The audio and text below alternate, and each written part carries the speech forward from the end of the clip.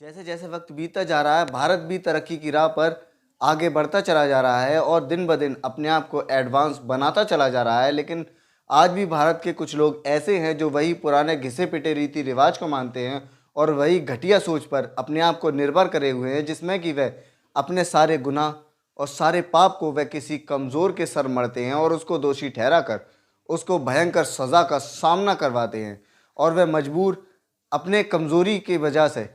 उस सज़ा को भुगतना पड़ता है और उसके आगे भी खड़ा रहता है। ऐसा ही एक और मामला निकलकर सामने आया है, जब एक बेटी की गलतियों की सज़ा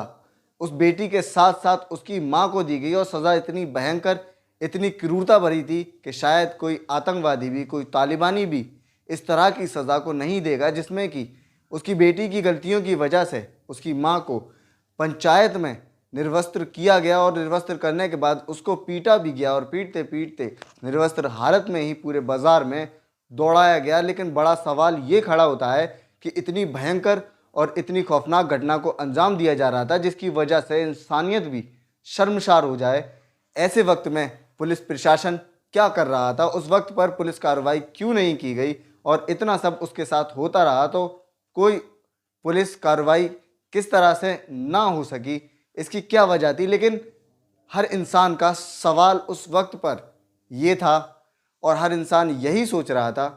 कि आखिर इसकी क्या गलती है या इसकी बेटी की क्या गलती है, जिसकी वजह से इसको इतनी भारी कीमत चुकानी पड़ रही है, इतनी अमानवीयता इसके साथ की जा रही है। ये सारे सवालों के जवाब हम आपको वीडियो में देंगे, तो वीडियो पर बने रहिए। ये घिनौना मामला झारखंड के दुमका जिले के सुरैया थाना क्षेत्र से निकलकर सामने आया है, जहां पर एक 24 वर्षीय आदिवासी महिला को पंचायती लोगों ने निर्दयी तरीके से बांध कर रखा था और बेरहमों की तरह उसके साथ अत्याचार किया जा रहा था। उसको भरी पंचायत में जलील किया जा रहा, तो उस पर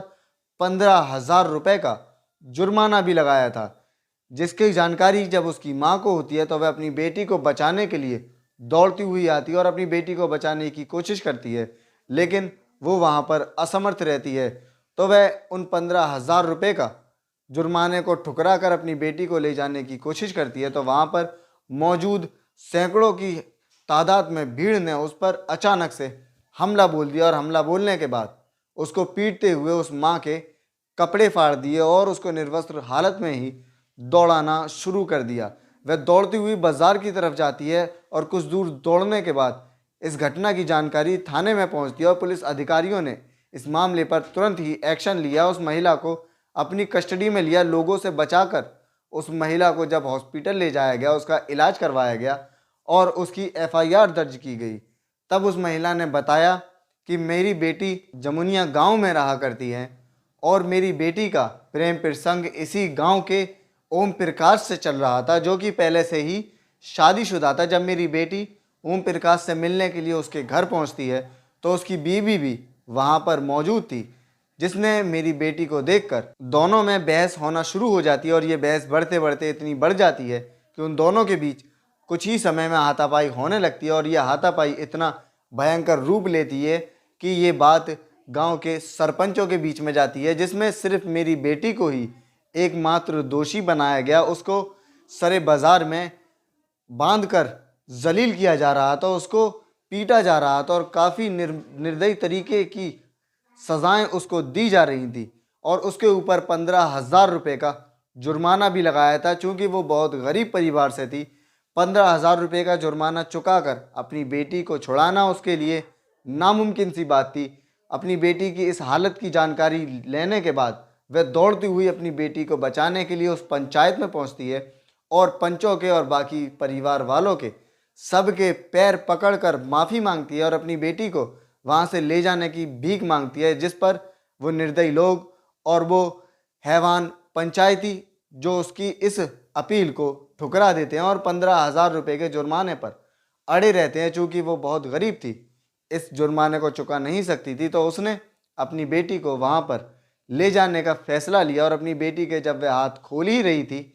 तभी वहाँ पर खड़ी सैकड़ों की तादाद में भीड़ उस पर टूट पड़ी और उसको पीटना शुरू कर दिया, जिसमें उसके सारे कपड़े फट गए। तो वह अपनी जान को बचाने के लिए निर्वस्त्र हालत में ही बाज़ार की तरफ दौड़ने लगी और बाज़ार दौड़ते में उसको पुलिस ने पकड़कर अपनी गिरफ्त में लिया और उन हैवान पागलों से जो उसकी जान के दुश्मन बन चुके थे, उनसे उसकी जान की रक्षा की। और ये मामले की और उस औरत ने ये भी बताया कि उसकी बेटी और ओम प्रकाश के प्रेम प्रसंग के बारे में उसको किसी भी तरह की कोई भी जानकारी नहीं थी। लेकिन जब वो उस पंचायत में पहुंचती है अपनी बेटी को बचाने के लिए, तब वहाँ पर उसके सारे दोष, उसकी सारी गलतियाँ गिनाई गईं। लेकिन उसके ऊपर होने वाले अत्याचारों के बारे में किसी ने कुछ भी नहीं कहा, क्योंकि ओम प्रकाश पैसे में उससे ऊपर था, उसके काफ़ी अच्छे सोर्स थे जिसका उसने फ़ायदा उठाया और सारा कसूर उस लड़की पर थोप दिया, जबकि इस गुनाह के वो दोनों बराबर के शरीक थे। पुलिस ने मामले की गंभीरता को समझते हुए एफआईआर दर्ज की है, जिसमें उस महिला ने 15 लोगों की नामजद और 100 लोगों की अज्ञात एफआईआर दर्ज करवाई है, जिसमें से अभी तक पुलिस ने एक को भी गिरफ्तार नहीं किया है। क्योंकि ओम प्रकाश के पक्ष से भी उसकी मां ने और ओम प्रकाश ने और उसकी पत्नी ने, तीनों ने मिलकर उसकी प्रेमिका और उसकी मां पर घर में घुसने और उनके साथ मारपीट करने का आरोप लगाया है। लेकिन पुलिस ने अभी तक दोनों पक्षों में से किसी को भी गिरफ्तार नहीं किया है। पुलिस मामले की तह तक जाने की बात कर रही है और मामले का पूरा खुलासा करने के बाद ही किसी तरह का कोई एक्शन लेगी। लेकिन इस घटना को सुनने के बाद आपको क्या लगता है कि इसमें सिर्फ उस महिला की ही गलती है, या दोनों, ओम प्रकाश और उस महिला, उन दोनों की बराबर गलती है? इस गलती की सज़ा सिर्फ महिला को मिलनी चाहिए या उन दोनों प्रेमी प्रेमिकाओं को मिलनी चाहिए, जो कि प्रेमी पहले से ही शादीशुदा था, फिर भी वो एक अवैध संबंध बनाए हुए था, एक दूसरी महिला के साथ प्रेम प्रसंग चला रहा था? क्या इसमें उस ओम प्रकाश की कोई गलती नहीं थी या सारी गलती ही